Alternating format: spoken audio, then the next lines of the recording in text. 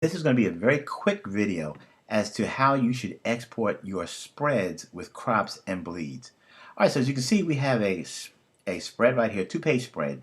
And what we're going to do is we're going to put bleeds on this, and we're going to export it out with crops and bleeds. So what I'm going to do is I'm going to take this magenta frame right here, and I'm going to put it to the edge of the page. All right, you can see it's touching the edge of the page on all four sides. All right, I'm going to do this here and here.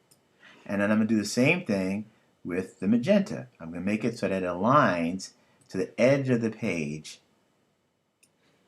on, actually it's going to be on three sides because the center, well, on all four sides, So now, this document right here, even though I have bleed lines, is not bleeding, the content is not bleeding off this page. So even though I have bleed lines, there is no bleed per se.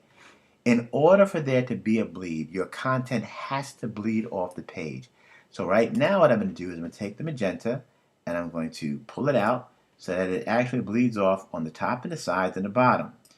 And it will not bleed off in the middle because that's where it meets the right page. So the inside of every spread will not bleed, but the outside, being the tops, the sides, and the bottoms, are going to bleed. So here now we have two pages, a spread that bleeds on four sides: top, bottom, left, and right. All right, so now what we're going to do is we're going to export this thing out with crops and bleeds. So the first thing you want to do as you're working with your document, you want to save your document. So I'm going to save this, and I'm going to call this thing my spread. I'll target the desktop. All right, so I have my spread on the desktop. Okay, now what I'm going to do now is I'm going to File. I'm going to go down to Export.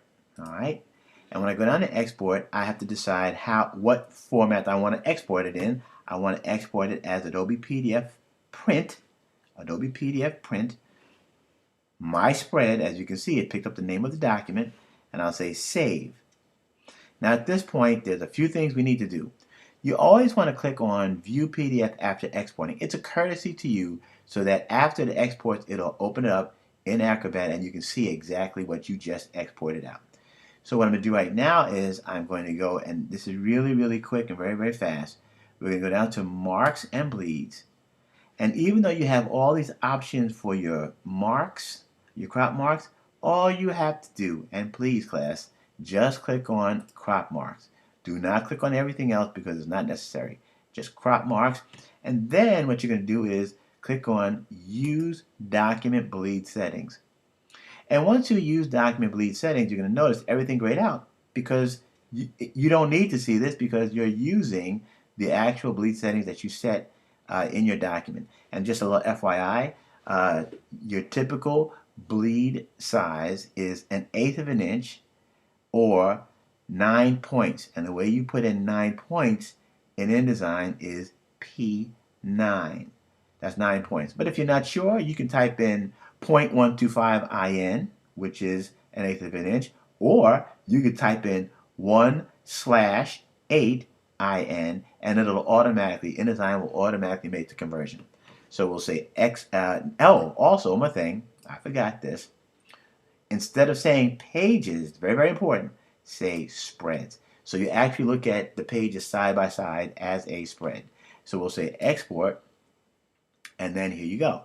You're looking at your document that you just printed out as spreads with crops and bleeds. And if you notice, if I zoom in on this, you see this, okay, this right here represents your trim, or the crop marks, and this is the bleed that's going beyond that point.